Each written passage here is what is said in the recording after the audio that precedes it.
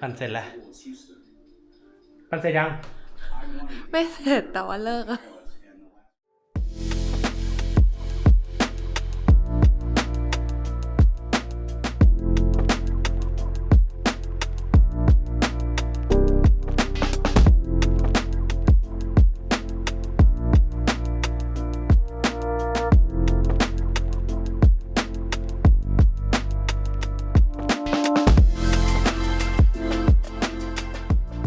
กลับมาปั่นห่างหายไปนานเป็นไงบ้างคะไอจะตายห่าแล้วค่ะตอนนี้ต้องปั่นอีกเยอะโอเคไอเพิ่งเสร็จต้องปั่น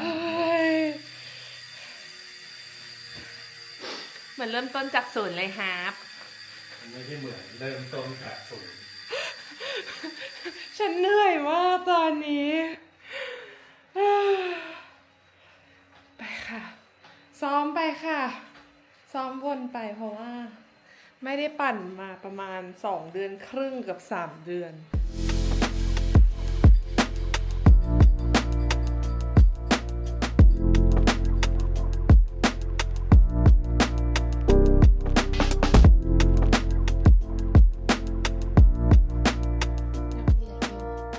ดรอปเยอะมากนะคะ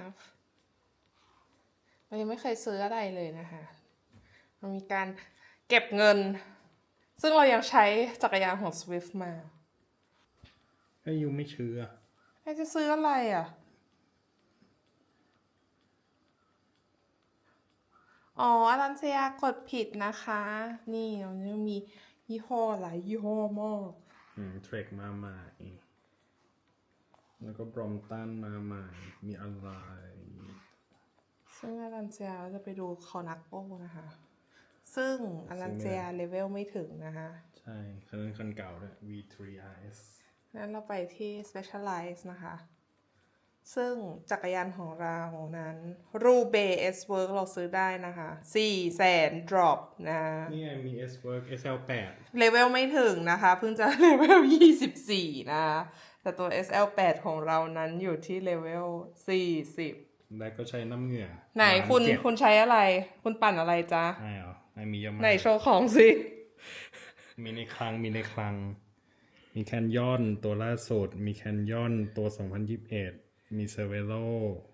มีพินาด็อกมาเอ็กสวยดีมาอัลเล่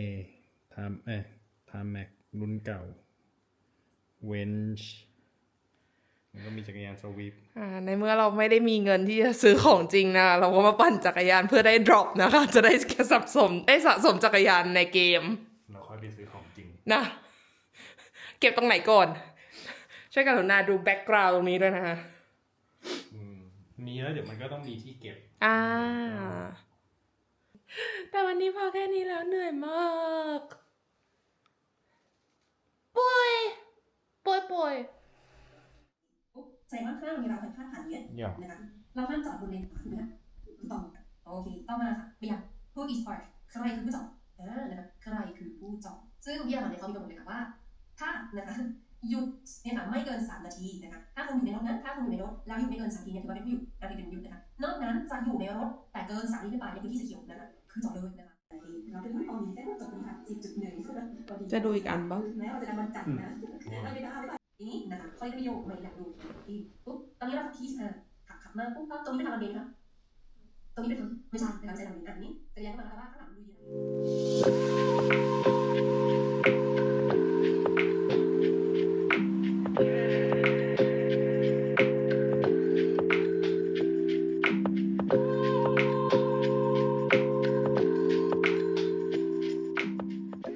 Day 2เป็นไงบ้างคะDay 3แล้วนี่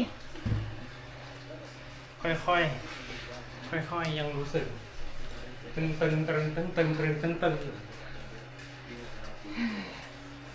ทำไมเสร็จแล้วให้เหลืออีกนั่ง3 นาทีนะกำลังจะนั่งตัดวิดีโอซึ่งกล่องมากมายอีกแล้วยูซื้ออะไรมา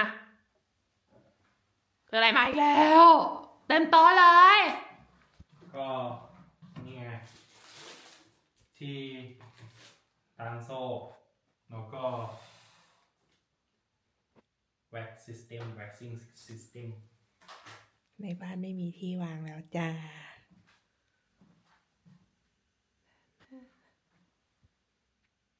สบายใจ Christmas game early ฟืบมีหม้อล้างแบบซูเปอร์โซนิกล้างโซ่นี่ไว้ล้างโซ่ ส่วนนี้มาต้มมานึ่งแว็กซ์แล้วก็มีแว็กซ์แล้วก็มีน้ำยาสตริปทีสก็คือล้างให้มันสะอาด แล้วก็มีอะไรอีกมีแว็กซ์ของไดนามิกด้วย ถ้าอยู่ซื้อที่แว็กโซ่มาเราก็ต้องแว็กจักรยานเราก็ต้องหาที่ไปปั่นจักรยานเด้อไม่ เตรียมตัวไว้ปีหน้า เอาปีนี้จบแล้วเหรอปิดจ็อบแล้วเหรอ ทำไมปีนี้ปิดจ็อบแล้วอ่ะ จะไปไหนอีกอ่ะ ไม่รู้ไม่ไปก็ได้ อืม แล้วรีบซื้อมาทำไม Black Friday มัน Black Friday ช่วงนี้ เหตุผลมันไม่เพียงพออะ เองพอ ไม่เพียงพอ อดข้าวสักวัน2 วันก็ซื้อได้นะ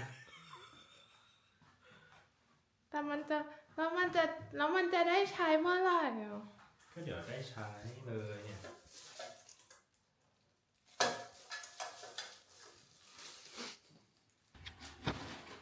แล้วเดี๋ยวอยู่จะแบกให้ไอดูปะ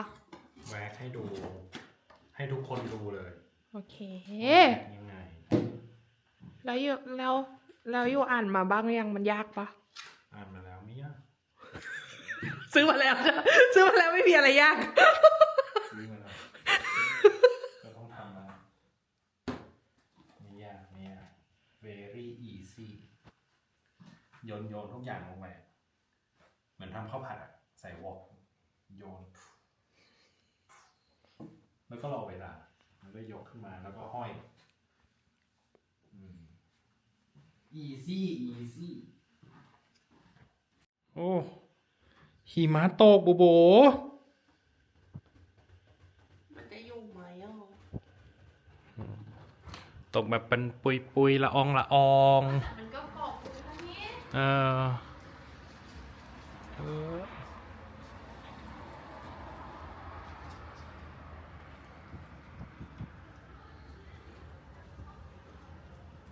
เนี่ยถ้าเห็นที่ไฟถนนก็จะเห็นเป็นแบบว่าละอองหิมะพัดอยู่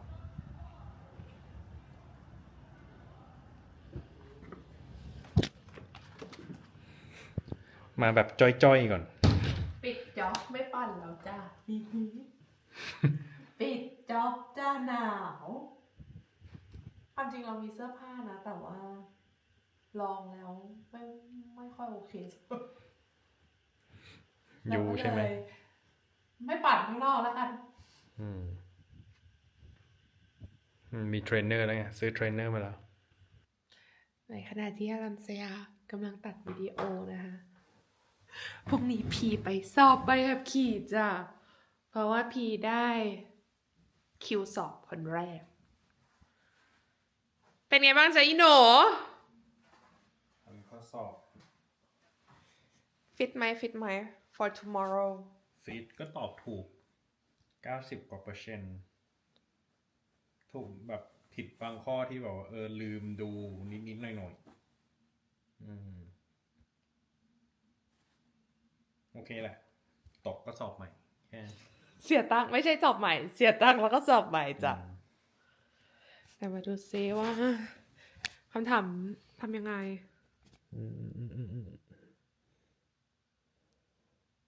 stopping distance 10 คูณ 3 30 of reaction time of 1 second 10 คูณ 130ทำไม130อ่ะก็10 คูณ 3 แล้วก็10 คูณ 10สูตรมันคือ S คุณ S 100 หาร 10 คูณ 3 เพื่อหาว่า reaction time เนี่ยreaction distance ของเราคือเท่าไหร่ ฉะนั้นมันก็คือ100แล้วก็บวกกับอีกอันนึง คูณ 3พอนี้มันถาม stopping distance คือ reaction time บวก breaking distance ใช่ reaction distance กับ breaking distance บวกกันเป็น stopping distance มันก็เลยต้องใช้2สูตรบวกกัน ป้าโจ เวลาขับรถ ต้องคำนวณ เวลาขับรถก็คือคำนวณไปนะคะว่า stopping distance เราคือเท่าไหร่แล้ว นอกจากต้องขับรถแล้วต้องเก่งแคลคูลัสด้วย traveling 100 and brake normally what is the braking distance according the rule of thumb braking distance 100 เมตร100 กิโล ป้าถูกต้องอีกแล้วนะคะ ฟิต reaction distance 30 ให้แม่งผ่านเลย ส่วนของเนยเดี๋ยวไปสอบวันพฤหัสก็คือพี่สอบวันจันทร์เนยสอบวันพฤหัสประมาณนั้นก็ให้พี่เขาอ่านหนังสือไปก่อนทำข้อสอบไปก่อนแล้วก็มาตัดวิดีโอจ้ะศุกร์นี้จะได้มีอะไรลง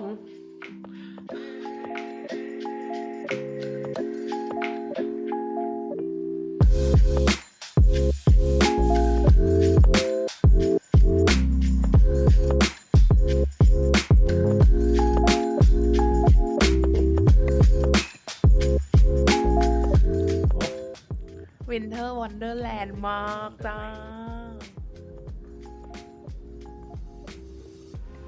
เดี๋ยวขึ้นเรื่อยๆเลย ใช่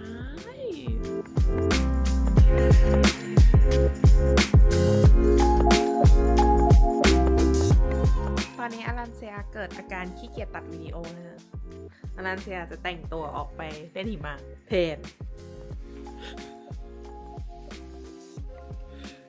คำถามคืออายุกี่ขวบ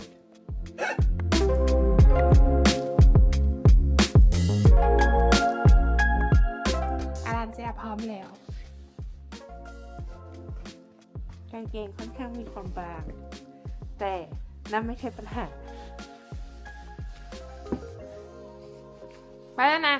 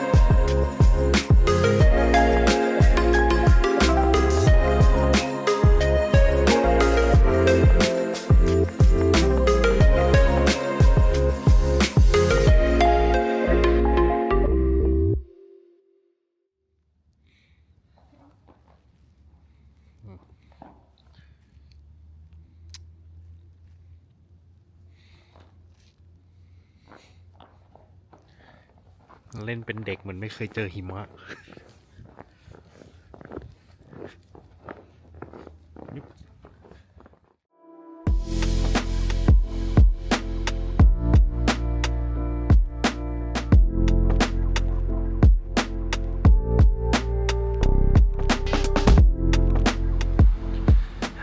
ถึงแล้วที่เราจะต้องมาสอบ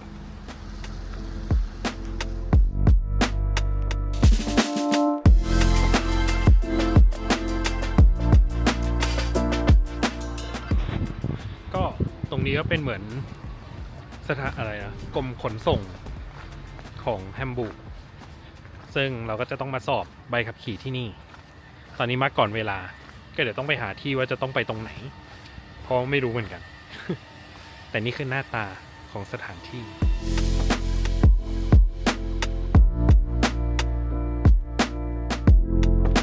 สรุปเมื่อกี้มองดูคร่าวๆในแมป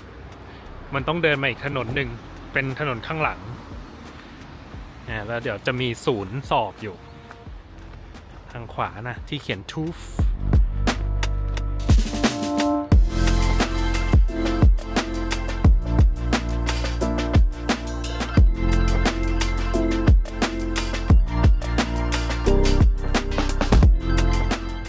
เนี่ยศูนย์สอบวันนี้ก็มีคนมายืนรอกันละ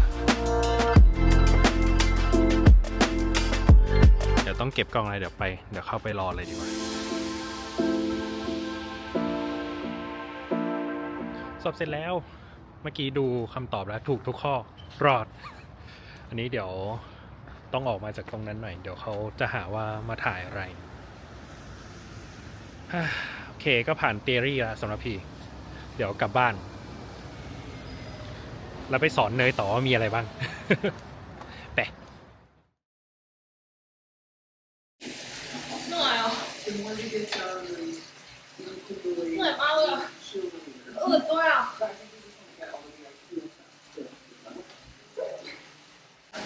แต่ว่าต้องทำงานเทสใหม่แล้ว SCP ที่อยู่ในระบบมันไม่ใช่ SCP ปัจจุบันนะค่อยกู้กลับนะ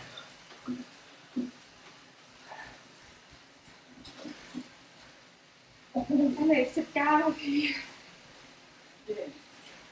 ถึงบ้านแล้วไปสอบมาไอสอบผ่านเหมือนกันเย้แต่ไอผิดไป2 ข้อเสร็จทฤษฎีเราก็สอบผ่านกันเรียบร้อยแล้วนะคะจ้ะเหลือไปสอบปฏิบัติเป็นเรื่องเป็นราวซึ่งติดต่อโรงเรียนไว้แล้วเขาก็บอกว่าเดี๋ยวยูมาเรียนนะแล้วก็เดี๋ยวเขาจะจัดอีกทีนึงว่าเราพร้อมสอบหรือยังจะตายให้ได้เลยเดือนธันวาก็คงจะขับรถวนไปในฮัมบูร์กจนกว่าจะได้สอบนะคะจะได้สอบอีกทีนึงเมื่อไหร่ก็ไม่รู้การเงินกรอบนะอะไรนะการเงินกรอบใช่การเงินก็จะกรอบนิดนึงนะคะเพราะว่าค่าเรียนเนี่ยมันจะคิด45 นาทีประมาณ65 ยูโรก็คือรอบ1 ชั่วโมงการเรียนก็จะอยู่ที่1 ชั่วโมงครึ่งก็วันละ130 ยูโรต่อคนก็จะกรอบนิดนึงหวังว่าจะไม่ต้องถึง10 ครั้งแต่เท่าที่ดูคนรอบข้างที่มาคอนเวิร์ตตัวใบขับขี่ก็มีความน่าจะเป็นหรืออาจจะเป็นไปได้ว่าเราจะต้อง10 คลาสก็เดี๋ยวมาดูเดือนธันวาอีกทีหนึ่งจบไป1 milestone นะคะแล้วก็หมดแรงกันไปเพราะว่านั่งติวข้อสอบทุกเย็นไปต่อจ้ะไปต่อด่าน2บอสไฟท์แล้วตอนนี้เป็นบอสไฟท์จ้ะบอย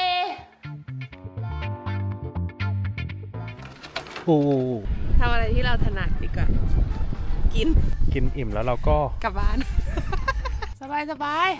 กลัวอะไรเหนื่อยหมดเลยต้องการน้ำตาลด่วนไอไม่ได้พักเลยนะเหนื่อยที่ผ่าน